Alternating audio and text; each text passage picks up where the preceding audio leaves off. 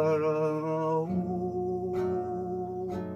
그대 위에 기도하지 못하지만 그대를 사랑하오 다시는 돌아오지 않는다 해도 그대를 사랑하오 사랑이란 얼마나 참아야 하는지 나의 사랑 그대여 내 마음 하나요 가슴 속을 파고드는 그리움이 눈물 되어 흘러도 내 모습 그대에게 잊혀져도 그대를 사랑하오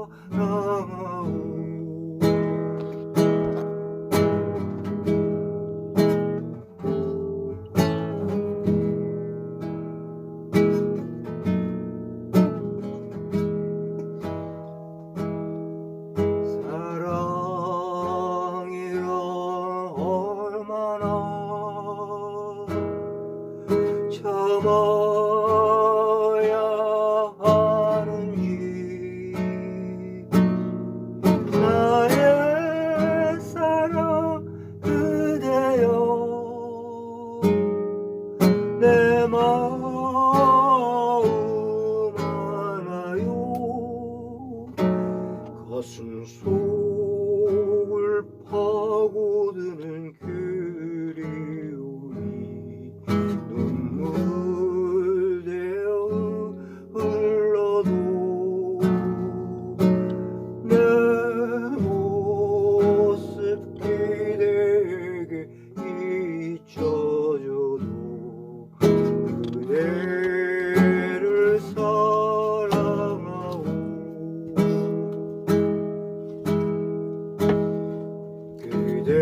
그대를 사랑하오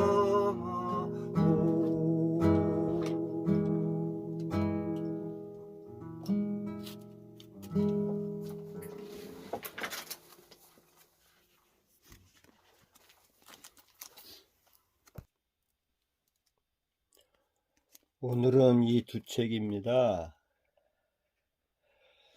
행복한 그림자의 춤을 읽고 이 저자의 책, 저자 앨리스 멀로의 저자의 책 또 다른 최근에 나왔다는 디어 라이프를 또 사서 읽게 됐습니다.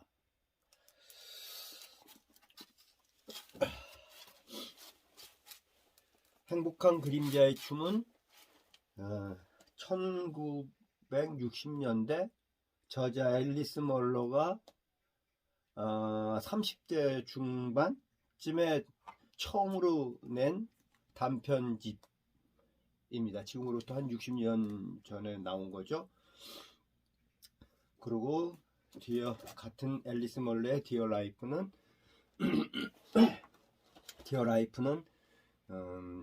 10여 년 전 2010년 이분이 80살 때 앨리스 멀로가 80살 때 낸 마지막 책, 처음 나온 단편집, 13권의 단편집이 있다는데 처음 나온 거, 그 다음에 마지막에 나온 거. 행복한 그림자의 춤을 보면서 읽으면서 저는 묵혀뒀던 한 7, 8년 전부터 계속 써오던 순 한글 사전 내가 나름대로 책을 읽다가 순 한글에 되면 나름대로 다 이렇게 메모해 놓은 것들이 있거든요. 이렇게 이런 것을 다시 꺼내보게 했습니다. 왜냐하면 번역자 광명단님이라는 번역자, 이 책의 번역자께서 그 순한글을 번역에 순한글을 많이 반영을 하셨더라고요. 아주 좋더라고요. 그 캐나다 어떤 휴론 호수인가? 이 앨리스 몰로가 어린 시절을 보냈던 20살까지인가 보냈던 그곳의 얘기를 주로 쓰셨는데 캐나다 토속적 그 지방 시골의 그런 얘기들 그것도 1940년대, 50년대, 60년대 앨리스 몰로가 그의 어린 시절 또는 청년 시절 뭐 그럴 때 청소년 시절에 얘기를 쓴 걸 갖다가 우리나라 번역하면서 우리나라의 그 토속적인 한글을 주로 많이 번역하는 것에 대해서 굉장히 더 감명 깊었습니다. 이 책에 대해서 그 번역에 대해서 번역이 정말 참 좋았습니다. 그래서 더 디어 라이프를 보게 됐는데 디어 라이프는 또 이제 번역자가 좀 다르더라고요. 그래서 이제 그런 한글 순한글은 이제 적고 차이가 번역자마다 다르게 다른데 좀 실망스럽다고 할까? 2013년인가 앨리스 몰러가 80살인가 84살쯤에 그 노벨 문학상을 받았는데 노벨 문학상을 받았다고 하는데 디어 라이프가 최근에 나온 거잖아요. 그러면 최근 그 흐름 살아오면서 쭉 지난 얘기들 뭐 그런 것도 기대를 했었었는데 행복한 그림자의 춤이나 디어 라이프나 똑같이 그 앨리스 몰로가 자랐던 그 지역 캐나다 호숫가의 좀 얘기들 주로 그 얘기를 쓰셨더라고요. 이를테면 시대가 바뀌어가지고 건물이 바뀌고 뭐 지하철 타는데도 뭐 그런 얘기가 나오긴 하는데 그 잠깐 한 줄 반줄 뭐 그 정도밖에 안 나오고 그 시대가 변하면서 그런 것도 좀 기대를 했는데 그런 것이 없는 게 조금 아쉽고 실망이라보다는 아쉽고요. 근데 어쨌든 간에 앨리스 몰로가 2014년 노벨 문학상을 받았을 때 노벨 문학상 측에서 수상 이유 사유 얘기를 들어보면 명시하는가 본데 뭐 단편 소설의 최고의 작가 뭐 이랬다고 합니다. 저도 단편 쭉 주제 넘게 장편만 한 열 몇 편을 써놓고 출판한 것은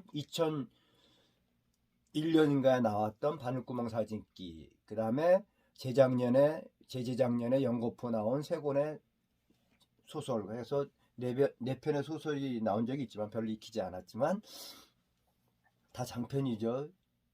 열 몇 편 쓴 것 중에 네 편이나 출판됐으면 감사한 거죠. 근데 장편만 썼는데 주제는 장편만 썼는데 장편이 쉬워요 오히려. 예. 근데 단편을 한번 좀 도전이라기보다는 단편에 한번 쓰고 싶다는 생각이 들어서 지금 이 앨리스 몰로의 책을 우연하게 그 책 읽어주는 여인 뭐 이렇게 유튜브에 보니까 소개하길래 내가 이제 읽어보게 됐습니다. 책을 읽어보게 됐습니다. 읽으면서 읽다가 앨리스 몰로 책을 읽다 보니까 생각나는 분이 있어요. 두 분이 생각납니다. 우선 박완서님이 생각이 났어요. 앨리스 몰로하고 아마 1931년생 같을 겁니다.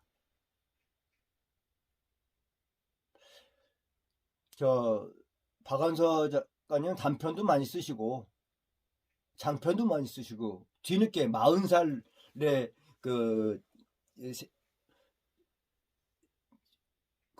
나목이라는 작품으로 해가지고 세상에 이제 알려지기 시작하셨지 않습니까? 그러니 늦게 시작하셨는데도 불구하고 전업주부였었고요.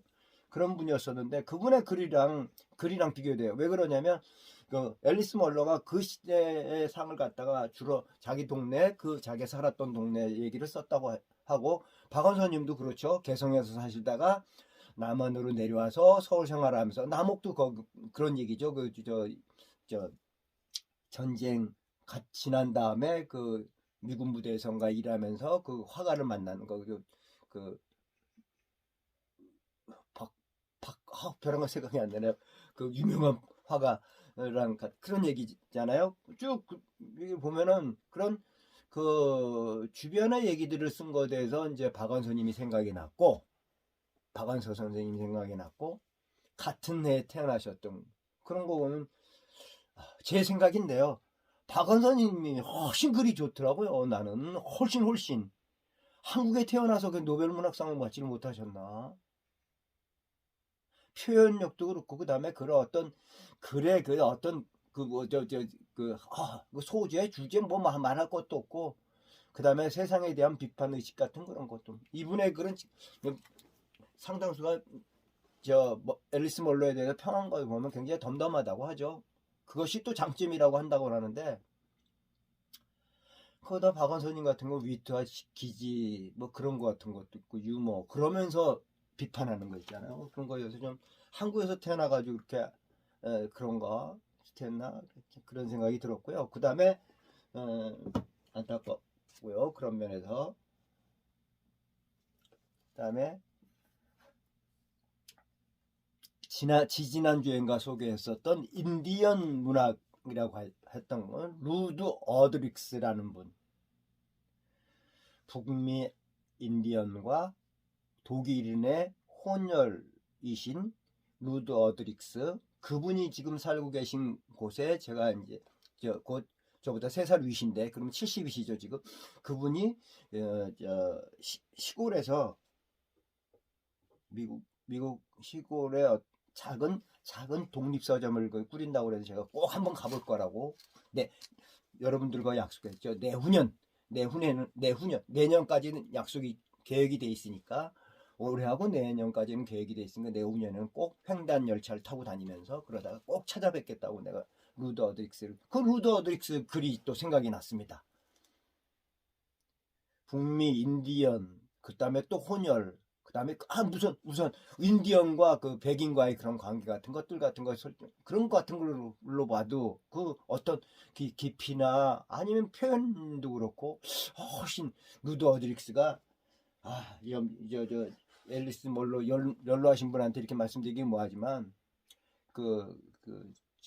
그보다도 훨씬 저는 더 감명이 깊었습니다.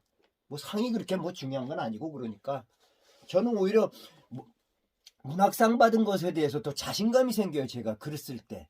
근데 그렇지 않고 이렇게 뭐 박원순 선생님이라든가 루드 어드릭스도 굉장히 큰 상을 많이 받으신 분이지만 노벨 문학상을 안 받았을 뿐이지 그렇지만 그렇지 않은 상도 그런 상도 전혀 받지 못한 그 책을 우연하게 봤는데 우리나라 책이나 서양의 책이나 일본 책이나 뭐 이렇게 보면 그런 책들이 훨씬 더 좋은 감명받은 게 더 많아요. 뭐 상이 뭐 그렇게 뭐 연연할 필요는 없죠. 운이 좋아서 상을 받은 나도 뒤늦게 소설을 쓰기 시작했는데 노벨 문학상 받았다고 쳐요. 그러면 내가 장난으로 써놨어요. 내 메모를 해놨어요. 장편 소설을 재작년부터 출판사 의뢰로 하면서 쓰기 시작하면서 자신감이 생기더라고요. 그래서 거기다 장난식으로 뭐 내 머릿속에서 내가 장난하는 건데 누굴 손해보는 거 피해를 주는 것도 아니잖아요. 지금 보니까 무슨 검사의 아들 놈 자식이 뭐 애들 학폭하는 걸 피해가지고 부모가 그걸 또 검사 그 압력 넣어가지고 해가지고 뭐 서울대 들어갔다는 뭐 해가지고 지금 쫓겨난 한 인간 있잖아요. 누구의 뭐 법무장관 동기라는 애. 그런 인간에 비하면 근데 또 이제 또 얘기가 흘러가는데 하여튼 이 책을 통해 가지고 순한글 사전을 갖다 그 번역자로 인해서 순한글 사전을 다시 한번 해서 순한글을 주로 많이 쓰는 글을 써봐야겠다. 그 다음에 제가 장편 소설을 그 자신감이 붙어서 쓰게 되면서 내가 65살에 장편 소설을 쓰기 시작하고 그러면지만 그 전부터 조금은 썼지만 이렇게 발표한 거는 썼지만 내가 노벨 문학상을 받는다. 한국 최초로 노벨 문학상을 받으면 거기다 그렇게 썼어요. 내가 최초 15년 후에 최초가 아니고 그 사이에 누군가 받으면 더 좋고 그 다음에 내가 문학상을 받으면 그게 뭐 상금이 12억인가 뭐 그렇다고 그러는데 1,000만 원만 나 갖고 내가 여행하는 데 쓰고 나머지 11억 뭐 9천만 원인가 그것은 아프리카 어렵게 태어난 애들 그런 애들한테 보내주면 알겠어 없습니다. 그 지킬 겁니다. 그거 지킬 테니까 상을 꼭 로또 같은 얘기를 하고 있는 거죠. 진짜 지킬 겁니다. 그런 마음에 기분 좋게 글을 쓰고 있는 거죠. 이렇게. 그래서 이 두 권의 책도 제가 참고를 하면서 이렇게